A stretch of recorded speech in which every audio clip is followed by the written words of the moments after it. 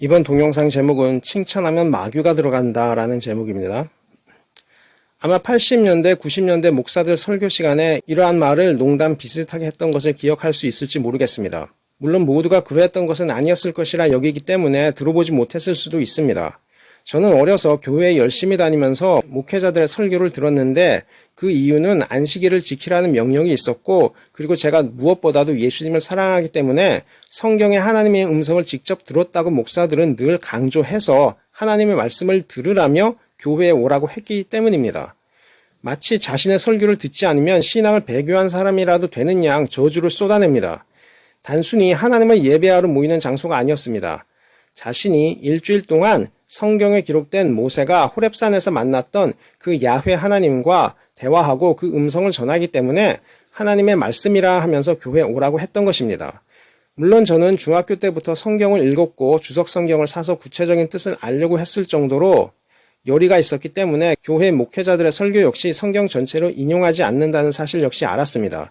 제가 교회를 다니지 않고 본격적으로 사역을 시작해야겠다. 더 이상 교회 목회자들은 회개를 하지 않을 것이라는 생각을 하게 된 계기는 교회 목회자 중 하나가 황당하게 CCTV로 저를 감시한다는 사실을 알고 난 이후였고, 방송 설교조차 듣지 않기로 한 시기는 기독교 방송을 통해 성폭행도 하나님의 뜻이라는 사악한 말을 한 목사, 그의 설교를 들은 이후였습니다.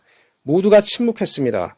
그 침묵 또한 얼마나 한국 개신교 목사를 설교자가 아니라 그 이상으로 교주로 인식하고 있는지 알 수 있는 지표이기 때문에 더 이상 그들의 교회가 그리스도의 교회라는 주장을 믿을 수 없어서였습니다. 그들은 한국인 목사를 그리스도로 믿는 이단 집단화 되었습니다. 목사, 내가 하는 말이 곧 하나님의 말이라는 것입니다. 저는 예수님께서 마음의 음욕을 품는 자마다 이미 마음에 가늠한 것이다 라는 그 높은 도덕적 규율을 말씀하셨기 때문에 예수님을 믿은 것입니다.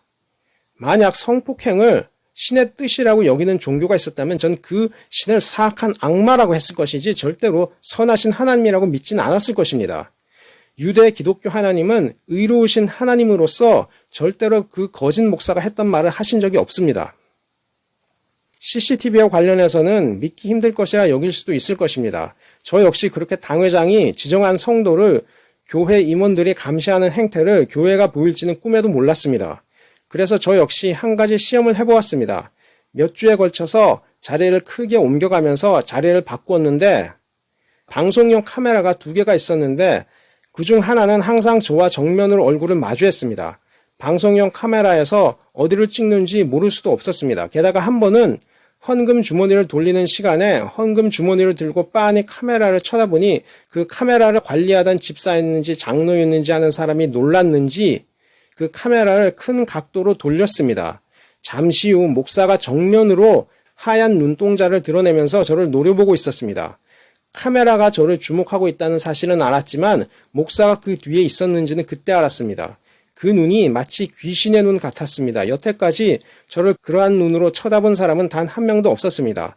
같이 있던 성도들은 그 목사가 누구를 쳐다보았는지는 몰랐을지 모르지만 그 목사의 눈이 하얗게 돌아가는 것은 아마 기억하고 있었을 것입니다. 모를 수가 없습니다. 기독교 라디오 방송에서 상담하던 사람이었습니다. 어머니도 그 라디오 방송 상담을 듣고 다니다가 다단계 강요를 받고 그만두셨습니다. 기억에는 그의 그러한 행태에 오르간 반주자가 놀랐는지 연주를 멈추고 목사는 고개를 절레절레 흔들더니 급하게 기도를 하였습니다. 또 한 가지 증거가 있습니다. 그 교회 목사는 한 집사가 1,000원의 헌금을 했다고 조롱하는 설교를 했습니다. 어떻게 알았겠습니까? 성령이 가르쳐주지는 않았을 테니 CCTV 영상 편집하는 집사나 장로가 알려주었을 것이라고 생각할 수 있습니다. 본인이 직접 확인했을 수도 있습니다. 2006년 즈음이었던 걸로 알고 있으나 연도는 정확하지 않을 수 있습니다. 저는 그때 더 이상 교회가 성령의 전이 아니라 성령을 회방하는 복마전이라는 사실을 깨달았고, 그들이 주장하는 영 역시 성령이 아니라 이단에서 신체험이라 할 정도의 심리적 경험을 근거로 목사 자신의 주장을 정당화하는 것이라고 느꼈습니다. 그 교회 청년부 목사의 성령 집회에서 보였던 기행은 책에 기록했습니다. 차마 도저히 내 입으로는 말할 수 없는 참남한 집회였습니다. 이단이라 오해받을 정도의 망상과 환청을 신의 계시로 믿는 청년부 목사가 광증의 집회를 했습니다. 영적 경험에 대해 말하자면 예수님을 죽였던 제사장 역시 영적 경험은 있었습니다. 그들은 아름다운 노래로 모세의 율법을 외우고 읽었던 사람들입니다. 그 입으로 예수님을 죽이라 했습니다. 예수님은 율법대로 말과 행위를 고치고 회개하라고 하셨는데 그 비판의 말이 싫어서 죽였던 것입니다. 자신들의 예배 의식을 통해 죄사함을 받았는데 비판한다는 이유에서였습니다. 지금 교회 행태를 보아하니 정확히 예수님을 죽이라 했던 당시 제사장의 행태를 그대로 답습하고 있습니다.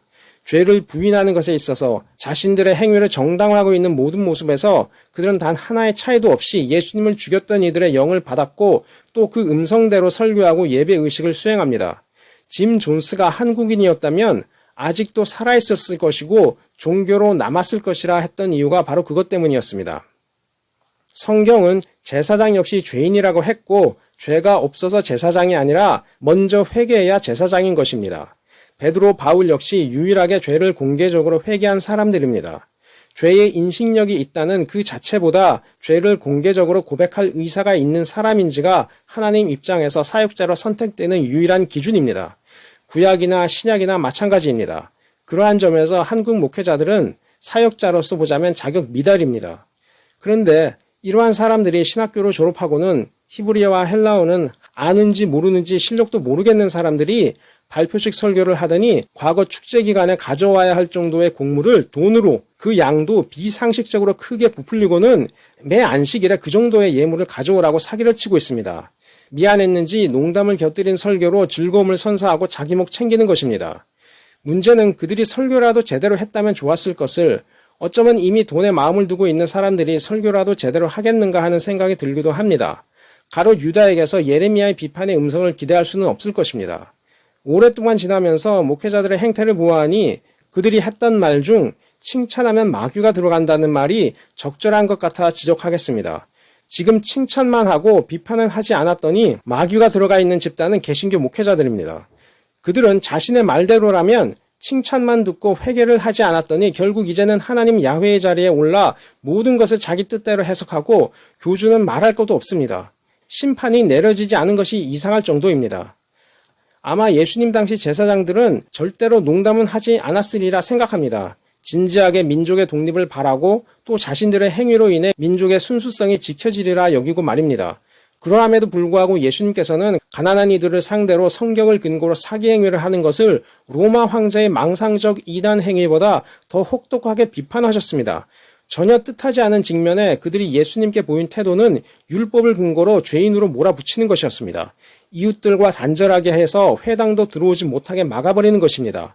예수님께서는 회당이나 성전 예배보다 은밀한 곳에서 기도하라고 하셨고 신령과 진정으로 예배하라고 또한 장소가 중요하지 않다고 하셨습니다. 저 역시 그러한 진실을 담는 기도가 더 중요하다고 여깁니다. 성전에 대한 말씀을 하셨을 때는 성전을 시장바닥으로 만드니 만민이 기도하는 집이라 하셔서 그 목적을 분명히 하셨고 권위를 문제 삼아 가르침을 막고 내어 쫓으려 하니 그 성전도 무너지리라고 상반된 말씀을 하셨습니다. 예수님께서는 안식일 성전 예배, 설교하거나 듣고 신유의 집회를 하는 것을 구원이라 하지 않으셨습니다. 악을 행하지 말고 의로운 일을 하라는 뜻이었습니다. 이웃에게 보이는 작은 선행을 진실하게 하라는 것입니다. 남에게 보이기 위해서 선행을 한번 하고 또 한 사람 정도 억압하여서 원하는 물질을 얻자는 그 두 가지 이중성을 보이지 말라는 것입니다. 예수님을 죽였던 사람들은 하나같이 자신들의 행위가 자신들의 의를 드러낸다고 하였고 일정한 기간 선행을 하는 것을 근거 삼아 자신이 율법에 흠이 없다고 했습니다. 바울도 한때 자신이 율법에 흠이 없다고 하였습니다. 그러나 그는 예수님을 만나고 나서 자신이 레위기를 읽은 후에 겪었던 죄책감 때문에 괴로워했다는 사실을 적었습니다. 왜 그러했겠습니까? 율법으로는 죄를 깨달을 뿐 스스로 극복할 수 없었습니다. 그러나 그리스도의 십자가를 의지함으로 그는 이제 더 이상 완벽한 사람이 아니라 죄사함의 은혜를 받는 기독교인으로 성장하는 길을 찾은 것입니다. 교회는 그 은혜를 전해야 하고 그 은혜를 전하는 것에서 맞춰야 하는데 먹고 살 길이 없어질까 봐 고안해낸 것이 구약의 예물과 신약 예수님께서 지도자들을 비판했던 말씀을 인용하여서 강요하는 것이었습니다. 그렇게 미국에서 돈을 끌어모으기 시작했습니다. 한국도 그것을 따라하기 시작한 것입니다. 그나마 자유민주주의 사회에서 동등한 입장에서 비판이라도 가능한 미국과 달리 장유 유서의 가치관을 덕목으로 삼는 우리나라와 같은 경우 어른들, 노인들에게 대드는 행위 자체를 옳고 그름이라는 잣대 없이 무분별하게 버릇없는 행동으로 규정하니 방치가 된 것입니다. 칭찬하면 마귀가 들어간다는 농담 섞인 문구가 목회자들에게 적용해야 될 문구가 된 것입니다. 설교 시간에 농담을 하는 것이 옳은 일입니까? 저는 연예인들의 대화나 친구들과의 대화 시간에 재미있는 농담을 섞어 장난치고 즐기는 것을 막지 않습니다. 설교는 달라야 합니다. 예수님께서는 공적인 설교만 하셨던 것이 절대로 아닙니다. 오히려 사적인 만남에서는 전혀 예상 못할 말씀을 하셨습니다. 예수님께서 야이로에게 왜 엄하게 말씀하시면서 아무에게도 말하지 말라는 명령을 하시고 나서 아이에게 음식을 주라고 하셨겠습니까? 방금 오시기 전에 자신의 옷깃을 만져도 나으리라는 믿음으로 아무도 모르게 치유받았던 여성을 끝까지 찾아내어서 간증을 하도록 독려하셨습니다. 그 여성과 야이로에게 보이셨던 예수님의 태도가 상반된 이유를 찾아야 합니다. 그 여성은 지위가 낮은 여성이었을 것입니다. 그녀는 제사장들의 표적이 되지 않습니다. 그러나 야이로는 회당장으로서 예수님께 절을 하는 행위를 했고 아이가 다시 부활하는 기적을 체험했기 때문에 파급력이 클 수 있습니다. 제사장은 나사로의 경우 그를 죽이려는 계획까지 했다고 요한은 기록했습니다. 왜 마태와 마가는 이미 잘 아는 두 여성 마르다와 마리아를 이름으로 적시하지 않았겠습니까? 방송에서 너무나도 잘 아는 인물을 가명으로 처리하는 이유가 무엇입니까? 이것은 목격자의 심리가 들어있는 문서라는 증거입니다. 말했을 경우에 핍박에 돌아올 것 같으니까 언급을 하지 않은 것입니다. 그래서 예수님께서는 야이로의 경우 아무에게도 말하지 말라 하신 것입니다. 그를 보호하기 위해서 그렇게 하셨습니다. 그러나 마리아와 마르다, 나사로의 경우는 죽음을 무릅쓰고라도 본인들이 예수님을 스스럼없이 만나는 사이이니 그들을 통해서는 부활의 기적을 보여주셨던 것입니다. 모두 보라고 말입니다. 베드로, 야고보, 요한 그리고 부모만 데리고 들어가서 야이로의 딸을 살리셨을 때와 나사로를 살리셨을 때의 예수님의 태도 변화는 예수님께서 그 둘을 인간관계를 고려하셔서 대하셨다는 보이지 않는 의도를 나타내는 중요한 기록입니다. 그 사실을 찾아내야지 인간관계, 개인 의지는 보지도 않고 막무가내로 간증하라고 사람들을 난처하게 하면서 자신의 신앙을 자랑하는 것은 올바른 태도가 아닙니다. 설교보다 존중하는 마음이 필요합니다. 그 존중하는 마음이 없으면 아무리 기적을 행해도 예언이 맞아도 그는 구원을 얻을 수 없습니다. 하나님께서는 나는 너를 모른다고 하실 것이기 때문입니다.